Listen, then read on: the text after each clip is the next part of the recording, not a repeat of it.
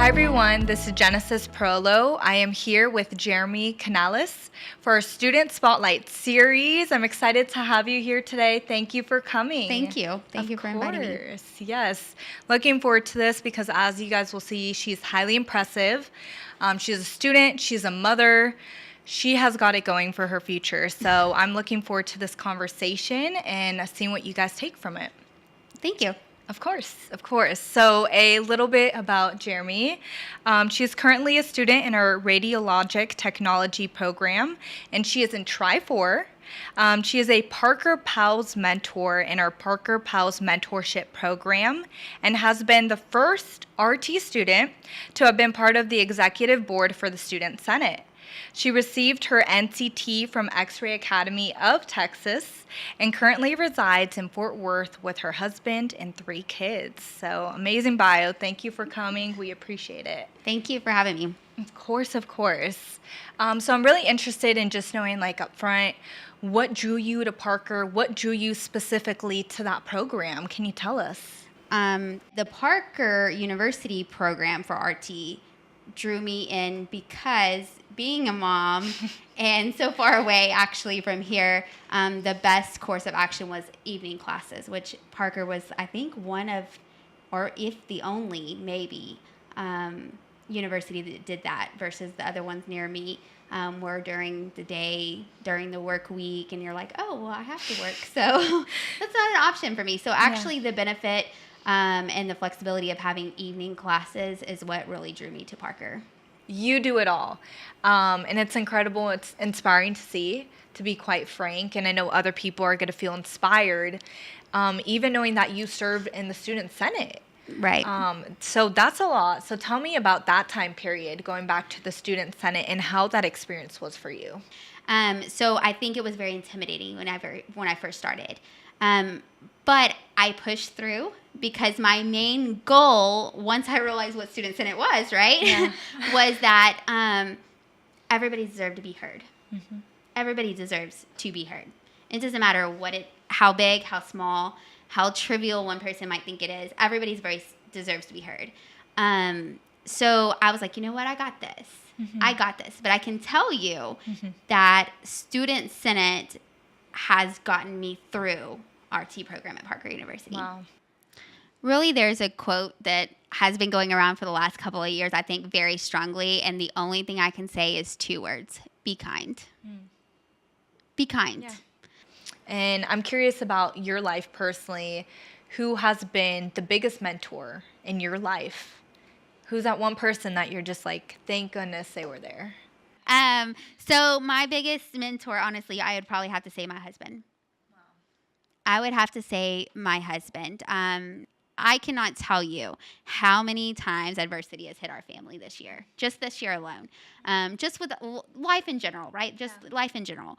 And I'm like, and I can't tell you how many times I've said, I'm not going to school no more. Mm-hmm. I'm quitting. Today is the day I'm quitting. I'm not taking this test. I'm not going to pass this test. I'm not, student life. That's what it is. And he would go, you can stop. You can stop at any time. Mm-hmm. But are you going to? And he'd just look at me with those eyes like, are you going to stop? Or are you just going to stop talking? And so I would have to say my husband because of courage. Because I'm like, I can't tell you how many times he's like, Jheramy, you can just push through. Just push through. You can do it. Just keep going. And I'm like, I don't think I can. One more test and my brain is like an egg that's been fried on both sides. That's a lot. It is a lot. But I can tell you that not only has he been a huge mentor for me just in past situations that I have been in my past, but the way he is with my children. I don't know, honestly. I honestly don't know where me and my children would have ended up if it wasn't for him years ago. In terms of where you are right now in the RT program, what can you say perhaps has just made you reflect and say, like, wow, like this is why I'm still here? That one piece. The friendships. Everybody really is there hoping and praying that the next person next to them makes it. We may not talk on the outskirts of school, or outskirts of clinic, but I can tell you that if I group chat somebody a question, the answer will come through within an hour. Like, there's always somebody rooting for you. I love how it sounds like it's almost like a family on campus Right. that you have. They're supportive. They're there for you. Yes. You're bicker. Every now and then you bicker. You may disagree on something, Yes. or bump heads. Right. But end of the day, it's like you're in the same journey. Yes. And you're there to empathize with each other because you know how hard it is. It's not an easy process at all. Right. It's not. But we're in the same seat. It's not like, oh, this person is in this class with me, but ultimately they're 2 grades ahead of me or whatever. We're all going through the process together. So yes, you may have a little bit of a different experience with whatever clinic side you're going to, or you may just understand a concept better in a class that somebody's taking with you.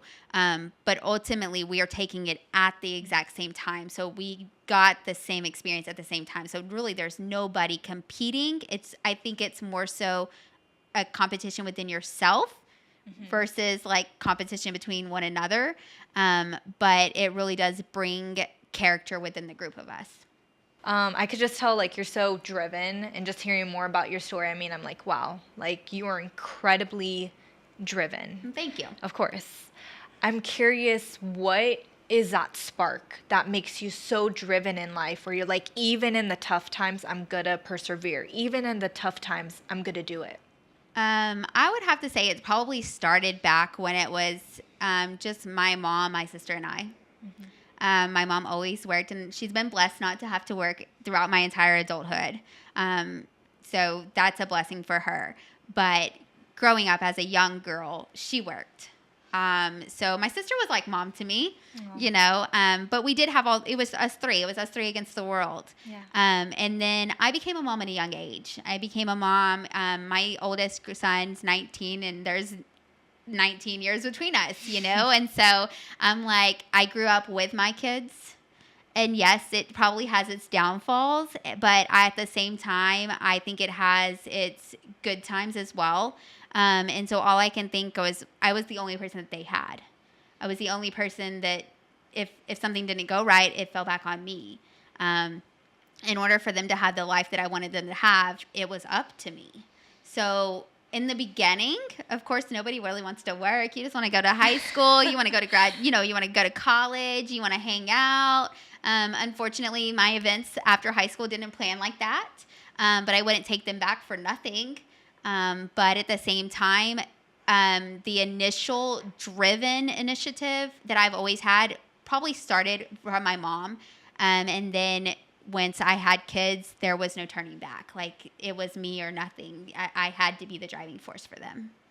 That's beautiful. I love that. Thank you. Of course. And I want to go back to what you said because I thought it was really powerful when you mentioned it's never a competition against who's next to you, but it's a competition with yourself. Yes. Right? You have to look within yourself. I know it sounds cheesy. Right, but it's so true. Right? It's so true. So where do you get that self-motivation? Where do you seek that from? How does that come to you? That's a hard one. Yeah. That's a hard one. I can tell you, I will route that question back to Senate, to Parker Student Senate, because I did not have the self-image that I now have until serving as a Senate member. It's taken a lot to get where I am today, just in my own personal journey, academic journey, and any of that stuff. But honestly, I can tell you that part of it probably, the self-image part of it for me is probably seeing how everybody else reacts, how everybody else sees themselves. I really truly believe that if you are, I don't want to say infected, if I truly believe that what you surround yourself with will be what you are sought as. I really truly believe that if you surround yourself with negativity, your outlook on life will be negative, whether it is or not, right? Like people may think, oh, this person has the greatest life in the world, but that specific person may not think so. But if they're surrounding themselves with negativity, the only thing that they're giving out is negativity. But if you surround yourself with positivity, which nothing's going to be 100% positive all the time. Like we said, life is hard. It's just life is hard, period. And I don't care if you're a billionaire. I feel like life would still be hard because you would still have decisions you have to make, whether you have umpteen amount of dollars or not. But life in general is just hard. And certain aspects are way better than others. But I feel like you have two choices. The glass is half empty or the glass is half full. And it just really depends on your perspective of life. So I feel like if you think positively and you surround yourself with positivity, then your outlook on anything, school, your particular program, your friendships, your livelihood, your work life, any type of balance is going to be positive. But if you surround yourself or only think about the negative, then that's all you're going to get out of it. That's really good advice. It's about who you surround yourself with and then even your thoughts. Yes. Like internally, like what thoughts are you surrounding yourself with on a daily basis? Right. Are you becoming your motivator, your cheerleader, to say the least, or your enemy, right? In student life, you have to be your own cheerleader. You have so many people rooting for you, right? Like the counselor's rooting for you, student affairs is rooting for you, your teachers are rooting for you, your classmates are rooting for you. But at the end of the day, you have to root for yourself. Like that goes back to our self-care. Yes. Like you have to be able to give yourself self-care. You have to. You have to have a clear mind. At some point, just say, okay, it's about me now. It's about me. Congratulate yourself. Take yourself to dinner. Take yourself to breakfast. Get yourself a soda. Whatever little thing it may be or whatever great big thing it may be. You have to be able to congratulate yourself.